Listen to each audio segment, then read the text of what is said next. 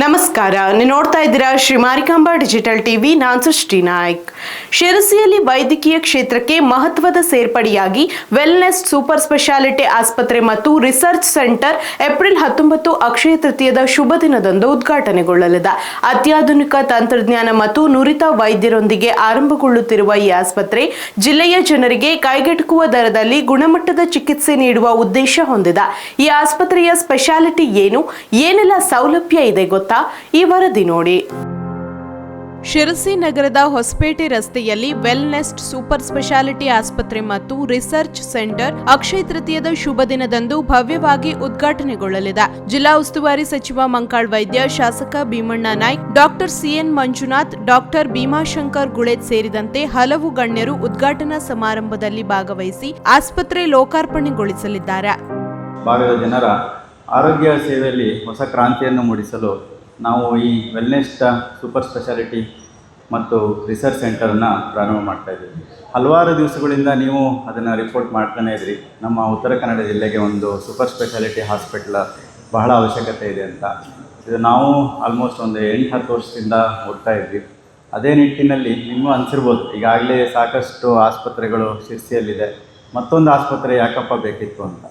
ಇದಕ್ಕೆ ಮುಖ್ಯವಾಗಿ 2 ಕಾರಣಗಳನ್ನು ನಾನು ಹೇಳಲಿಕ್ಕೆ ಇಷ್ಟಪಡ್ತೇನೆ. ಒಂದು, ನಿಮಗೆ ತಿಳಿದಿರೋ ಹಾಗೆ ಈಗ ಇತ್ತೀಚಿನ ದಿನಗಳಲ್ಲಿ ಈ ತಾಲೂಕು ಮಟ್ಟದಲ್ಲಿ ಟೈರ್ 2 ಸಿಟೀಸ್ ಅಂತ ಏನು ಹೇಳ್ತೀವೋ ಅದರಲ್ಲಿ ಆರೋಗ್ಯ ಕ್ರಾಂತಿನೇ ಮೂಡ್ತಾ ಇದೆ. ಈ call it as essential health care. ಅದು ಮೊದಲು ಇಷ್ಟು ಇರಲಿಲ್ಲ. ಸಣ್ಣ ಸಣ್ಣ ಊರುಗಳಿಗೆ ಸೂಪರ್ ಸ್ಪೆಷಲಿಸ್ಟ್ ಆಯಿತು, ಅವ್ರು ಯಾರೂ ಬರಲಿಕ್ಕೆ ಇಷ್ಟಪಡ್ತಿರ್ಲಿಲ್ಲ. ಯಾಕೆ ಅಂದರೆ ಸರಿಯಾದ ಅವರು ಒಂದು ಓದಿಗೆ ಒಂದು ವ್ಯವಸ್ಥೆ ಇರಲಿಲ್ಲ. ಅದು ಹಲವಾರು ಕಾರಣಗಳು ಇರ್ತಿತ್ತು. ಯಾಕಂದರೆ ಇತ್ತೀಚಿನ ದಿನಗಳಲ್ಲಿ ನಿಮಗೆ ಗೊತ್ತಿರ್ಬೋದು, ಹೆಲ್ತ್ ಸೆಕ್ಟರ್ ಅನ್ನೋದು ತುಂಬ ಒಂದು ಎಕ್ಸ್ಪೆನ್ಸಿವ್ ಅಫೇರ್. ಒಬ್ಬರೇ ಯಾರೇ ಒಬ್ಬರು ಹಾಸ್ಪಿಟ್ಲ್ ಆಯಿತು ಅದನ್ನು ಸೃಷ್ಟಿ ಮಾಡೋದು ಬಹಳ ಕಷ್ಟ. ಅದೇ ಒಂದು ನಿಟ್ಟಿನಿಂದ ಒಂದು ಸಮಾನಸ್ಕರ ಒಂದು ದೃಷ್ಟಿಕೋನ ಇರುವಂತಹ ನಾವೊಂದು ವೈದ್ಯರು ಒಟ್ಟಾಗಿ ಇದೊಂದು ಸೂಪರ್ ಸ್ಪೆಷಾಲಿಟಿ ಆಸ್ಪತ್ರೆಯನ್ನು ನಿರ್ಮಾಣ ಮಾಡಿದ್ದೇವೆ. ಇದರ ವಿಶೇಷತೆಗಳನ್ನು ಭಾಳ ಡೀಟೇಲಾಗಿ ಹೇಳಲಿಕ್ಕೆ ಹೋಗಲ್ಲ. ಇದಾದಮೇಲೆ ಒಂದು ಸಮಯ ಇದ್ದರೆ ಒಂದು 5-10 ನಿಮಿಷ ಒಂದು ಹಾಸ್ಪಿಟಲ್ ಟೂರ್ನ ಮಾಡಿಸ್ತೇವೆ. ನಿಮಗೆ ತಿಳಿತದೆ ಯಾವ ಮಟ್ಟದಲ್ಲಿ ಇದನ್ನು ನಾವು ಮಾಡಿದ್ದೇವೆ ಅನ್ನೋದನ್ನು ನಿಮಗೆ ಅರ್ಥ ಆಗುತ್ತೆ. ಒಂದು ಇದರ ಮೂಲ ಉದ್ದೇಶ ಇದೊಂದು ಹೇಳಿದೆ. ಮತ್ತೊಂದು ಅಂದರೆ ನಿಮಗೆ ತಿಳಿದೋ ಹಾಗೆ ಈ ಎಮರ್ಜೆನ್ಸಿ ಟ್ರೀಟ್ಮೆಂಟ್, ತುರ್ತು ಚಿಕಿತ್ಸೆ ಮತ್ತು ಸಂಕೀರ್ಣ ಚಿಕಿತ್ಸೆಗಳಿಗೆ ನಿಮಗೆ ತಿಳಿದೋ ಹಾಗೆ ಹಲವಾರು ಜನ ಸುತ್ತಮುತ್ತಲಿನ ಹುಬ್ಬಳ್ಳಿ ಆಯಿತು, ಶಿವಮೊಗ್ಗ ಆಯಿತು, ಮಂಗಳೂರಿಗೆ ಹೋಗಬೇಕಾಗಿತ್ತು. ಅದು ಆ ಸಮಯ ಬಹಳ ಮುಖ್ಯ. ಯಾವುದೇ ಒಂದು ಎಮರ್ಜೆನ್ಸಿ ಕೇರಲ್ಲಿ ನಾವು ಏನೊಂದು ಗೋಲ್ಡನ್ ಟೈಮ್ ಅಂತ ಹೇಳ್ತೇವೆ, ಅದು ಬಹಳ ಮುಖ್ಯ. 100 ಹಾಸಿಗೆಗಳೊಂದಿಗೆ ಆರಂಭಗೊಳ್ಳಲಿರುವ ಈ ಆಸ್ಪತ್ರೆಯಲ್ಲಿ ಹೃದ್ರೋಗ, ನರರೋಗ, ಸ್ತ್ರೀರೋಗ, ಬಂಜೆತನ ನಿವಾರಣೆ, ಜನರಲ್ ಸರ್ಜರಿ ಮತ್ತು ಮೂಳೆಕೀಲು ಚಿಕಿತ್ಸೆಯಂತಹ ಹಲವು ವಿಭಾಗಗಳಲ್ಲಿ ಸೂಪರ್ ಸ್ಪೆಷಾಲಿಟಿ ಸೇವೆಗಳು ಲಭ್ಯವಿದೆ. ಆಸ್ಪತ್ರೆಯಲ್ಲಿ ವಿಶ್ವ ದರ್ಜೆಯ ಐಸಿಯು, ಎನ್ಐಸಿಯು, ಸುಸಜ್ಜಿತ ಶಸ್ತ್ರಚಿಕಿತ್ಸಾ ಘಟಕ, 24 ಗಂಟೆಗಳ ತುರ್ತು ಚಿಕಿತ್ಸೆ, ಫಾರ್ಮಸಿ ಮತ್ತು ಲ್ಯಾಬೊರೇಟರಿ ಸೇರಿದಂತೆ ಅತ್ಯಾಧುನಿಕ ಸೌಲಭ್ಯಗಳನ್ನು ಕಲ್ಪಿಸಲಾಗಿದೆ. ಈ ರೂಟು ಅಂತ ಇದೆ, ಮತ್ತೆ ಸಿಪ್ಯಾಪ್ ಇದೆ, ವೆಂಟಿಲೇಟರ್ ಇದೆ, ಎಲ್ಲ ತರದ್ದು ಈ NIC ಬೇಬೀಸ್ ಏನಿದೆ ಎಲ್ಲ ಮ್ಯಾನೇಜ್ ಮಾಡುವಂತ ಫೆಸಿಲಿಟಿ ಇದೆ. ಟರ್ಷರಿ ಸೆಕ್ಟರ್ ಇದೆ. ಹಾಗಾಗಿ ಎಲ್ಲ ಫೆಸಿಲಿಟಿ ಕೂಡ ಇದೆ. ನಮ್ಮ ಈಗ ನಾವು ಮತ್ತೆ ಪೃಥ್ವಿ ಇದೆ, ಇಬ್ರು ಅಲ್ಲಿ ಅದರಲ್ಲಿ ಎಕ್ಸ್ಪೀರಿಯನ್ಸ್, ತುಂಬಾ ಸಿಚುವೇಶನ್ಸ್ ಎಲ್ಲ ಮ್ಯಾನೇಜ್ ಮಾಡಿ ಎಕ್ಸ್ಪೀರಿಯನ್ಸ್ ಇದಕ್ಕೆ ಎಲ್ಲ ನಾವು ಟೀಮ್ ಆಗಿ ಮಾಡಬೇಕಾದ್ರೆ ಮತ್ತು ಈಸಿ ಆಗ್ತದೆ.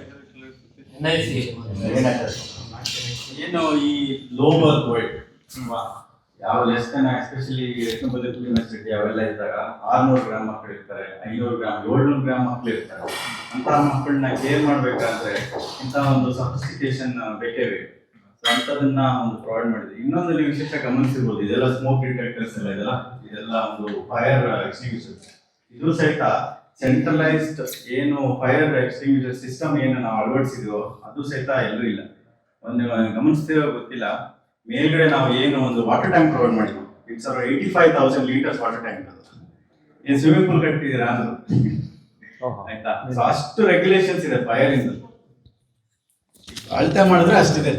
ಕೆಳಗಡೆ ಸಂಪ್ ಏನು ಪ್ರೊವೈಡ್ ಮಾಡಿದೀವೋ ಆಲ್ಮೋಸ್ಟ್ 40,000 ಲೀಟರ್ ಸಂಪ್ ಅದು. ಯಾವುದೇ ರೀತಿಯಾದ ಒಂದು ಇದನ್ನ ದಾಟಿಲ್ಲ, ಪುಸ್ತಕದ ಪ್ರಕಾರ ಮಾಡಿದ್ವಿ. ಇದೊಂದು MCH ಮುಂದಿನ ದಿನಗಳಲ್ಲಿ 150ರಿಂದ 200 ಜನರಿಗೆ ಉದ್ಯೋಗಾವಕಾಶ ಸೃಷ್ಟಿಯಾಗುವ ನಿರೀಕ್ಷೆಯೂ ವ್ಯಕ್ತವಾಗಿದೆ. ಇಲ್ಲಿಯವರೆಗೆ ತುರ್ತು ಚಿಕಿತ್ಸೆಗೆ ದೂರದ ಊರುಗಳಿಗೆ ತೆರಳಬೇಕಾಗಿದ್ದ ಜನರಿಗೆ ಈಗ ಶಿರಸಿಯಲ್ಲೇ ಪ್ರತಿಯೊಂದು ಚಿಕಿತ್ಸಾ ಸೌಲಭ್ಯ ಲಭ್ಯವಾಗುತ್ತಿರುವುದು ಸ್ಥಳೀಯರಿಗೆ ದೊಡ್ಡ ನೆಮ್ಮದಿ ತಂದಿದೆ. ಒಟ್ಟಾರೆ ಶಿರಸಿಯಲ್ಲಿ ಆರಂಭಗೊಳ್ಳಲಿರುವ ಈ ಆಸ್ಪತ್ರೆ ವೈದ್ಯಕೀಯ ಕ್ಷೇತ್ರದಲ್ಲಿ ಹೊಸ ಮೈಲಿಗಲ್ಲು ಸಾಧಿಸುವ ನಿರೀಕ್ಷೆ ಮೂಡಿಸಿದೆ.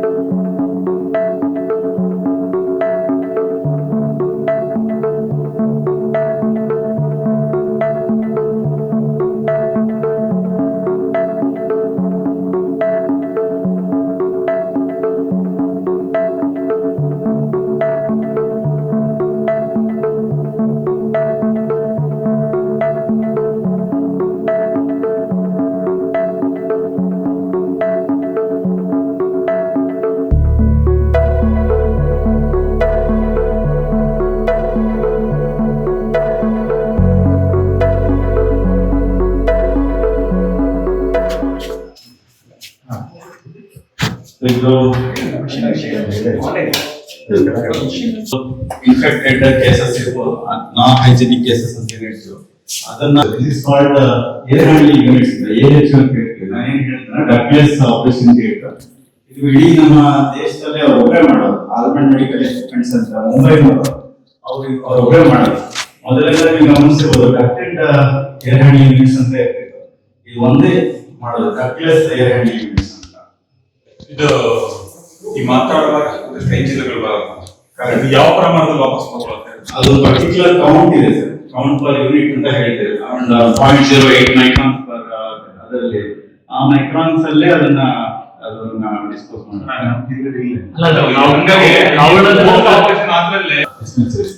ಇಡೀ ಹಾಸ್ಪಿಟಲ್ ಏನೇ ಒಂದು ಸ್ಟೆರಿಲೈಸೇಷನ್ ಆಗಬೇಕು, ಅದನ್ನೆಲ್ಲ ಇಲ್ಲೇ ಮಾಡೋದು. ಇದು ಒಂದು ETO ಮೆಷಿನ್. ಇದು ಕೂಡ ಒಂದು ವಿಶೇಷವಾದ 30 ಕಾರಿಡಾರ್. ಅದನ್ನ ನಾನು ಎಕ್ಸ್ಪ್ಲೈನ್ ಮಾಡ್ತೀನಿ. ಮತ್ತೊಂದು ವಿಶೇಷ ಅಂದ್ರೆ ಜನರೇಟರ್ ರೂಮ್ ಮತ್ತು ಸ್ಲೂಸ್ ರೂಮ್ ಅಂತ ಇಲ್ಲಷ್ಟೇ ಇರುತ್ತೆ. ಬೇರೆ ಮತ್ತೆ ಹೊರಗಡೆ ಅದನ್ನ ಬಳಸ್ತಾರೆ. ಅಲ್ಲಿ ಒಂದು ಇದನ್ನ ಇಲ್ಲಿ ಸಾಕು. ಸೊ ಅದು ವೆರಿ ಇಂಪಾರ್ಟೆಂಟ್. ಸ್ಲೂಸ್ ರೂಮ್ ಅಂತ ಹೇಳ್ತೇವೆ. ಫೆಸಿಲಿಟಿ ಇದೆ. ಇದು 3 ಸ್ಟೇಜಸ್ ಸಬ್ ಸ್ಟೇಷನ್ಸ್ ಇರಲ್ಲ. ಮತ್ತೆ ಇದನ್ನ ಮೇಂಟೈನ್ ಮಾಡ್ಲಿಕ್ಕೆ ಸ್ಪೆಷಲ್ ಅದು ಟ್ರೈನ್ಡ್ ಸ್ಟಾಫ್. ಅದೇ ಹೇಳಿದ್ರು ಸರ್, ಅವಾಗಲೇ ಹೇಳಿದಾಗ ಎವ್ರಿಥಿಂಗ್ ಆಡ್ಸ್ ಆನ್. ಅದಕ್ಕೆ ಒಂದು ಟ್ರೈನ್ಡ್ ಸ್ಟಾಫ್ ಬೇಕು, ಓನ್ಲಿ ಟೆಕ್ನಿಷಿಯನ್ಸ್ ಅಂತ ಹೇಳ್ತೇವೆ. ಇದರಲ್ಲಿ ಸ್ಟೆರಿಲೈಸೇಷನ್ ಹಿಂಗೆ ಬರಬೇಕು ಅನ್ನೋದು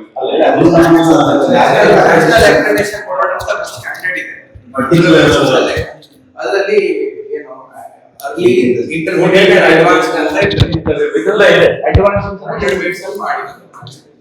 3 ಸ್ಟೂಡೆಂಟ್ಸ್ ಕೊಡ್ತಾರೆ. ಇದನ್ನ ಒಟ್ಟು ಎಷ್ಟು ಬಿಟ್ಟವರಿಗೆ ಎಷ್ಟು 80 ಅಂತ ಹೇಳಿದ್ರಿ. ಅಲ್ಲ, ಈ ಶಿರ್ಸಿಯಲ್ಲಿ ಅದೇ ಲಿಮಿಟೇಷನ್. ನಾವು ಅದೇ ಪರ್ಮಿಷನ್ ಹೋದಾಗ ತುಂಬಾ ಅನುಭವ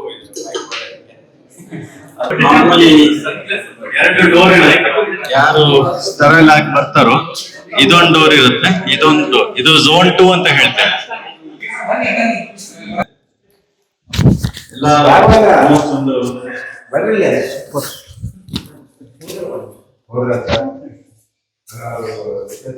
ಇದೆಲ್ಲ ಏನೋ ಪೂಜಾರಿಗಳು ಅಷ್ಟೇ ಬರೋದು. ಈಗ ಒಂದು ರಿಲ್ಯಾಕ್ಸೇಷನ್ ಆಗೋವರೆಗೂ ಅಷ್ಟೇ ಇಲ್ಲಿ ಒಳಗಡೆ ಪ್ರವೇಶ ಇರುತ್ತೆ. ಆಮೇಲೆ ಅದೇ ಆದ ಒಂದು ಡ್ರೆಸ್ ಚೇಂಜ್ ಮಾಡ್ಕೊಂಡು ಅದೇ ಆದ ಒಂದು ಡ್ರೆಸ್ ಮಡಿ ಉಟ್ಕೊಂಡೇ ಬರ್ಬೇಕು. ಬೇರೆಯವ್ರು ಯಾರಿಗೂ ಇಲ್ಲ ಒಳಗೆ ಅವಕಾಶ ಇರಲ್ಲ. ಮತ್ತೊಂದು ಇದು ವಿಶೇಷವಾಗಂದ್ರೆ, ಇದು ಡರ್ಟಿ ಕಾರಿಡಾರ್ ಏನು ಹೊರಗಡೆ ನೋಡುತ್ತಲ್ಲ, ಈಗ ನಾವು ಇನ್ಸ್ಟ್ರೂಮೆಂಟ್ ಏನ್ ಯೂಸ್ ಮಾಡಿದ್ವು ಅದು ಇದ್ರ ಮೂಲಕ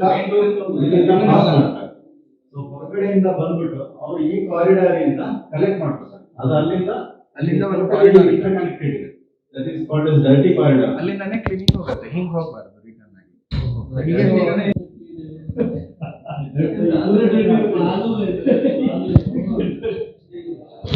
ಅಲ್ಲ ಎಲ್ಲ ಕಡೆ ಅಲ್ಲಿಂದ ಒಂದೇ ಕಡೆಯಿಂದ ಕ್ಲೀನ್ ವಿಶೇಷ ಅಂದ್ರೆ ಎಲ್ಲ ನೋಡಿರ್ಬೇಕು ನೀವು. ಹೊರಗಡೆ ಏನು ನಾವು CSST ಇಂದ ಇನ್ಸ್ಟ್ರೂಮೆಂಟ್ಸ್ ತರಲ್ಲ ಆಗುತ್ತೋ ಅವ್ರು ಇಲ್ಲಿ ಸ್ಟಾಫ್ ಏನಿರ್ತಾರೋ ಅವ್ರು ಹೊರಗಡೆ ಹೋಗೋದು ಬೇಕಿಲ್ಲ, ಇಲ್ಲೇ ಓಪನ್ ಮಾಡಿ ಇಲ್ಲಿಂದಾನೇ ಕಲೆಕ್ಟ್ ಮಾಡಿ ಇಲ್ಲಿ ಸ್ಟೋರ್ ಮಾಡ್ತಾರೆ. ಸೊ ಇದು totally clean sterile instruments. So operation ಏನ್ ಬಳಸ್ತೀವೋ ಅದನ್ನ ಇಲ್ಲಿಂದ ತಗೋಬಹುದು. Surgeon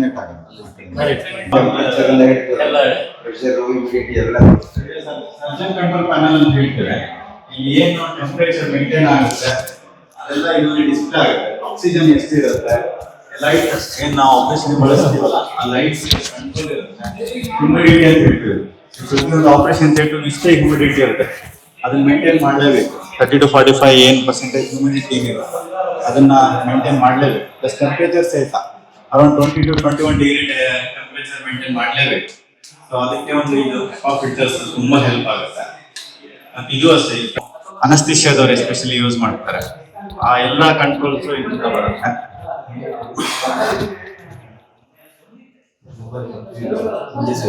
even this matting observe ಮಾಡಿರ್ಬೋದು.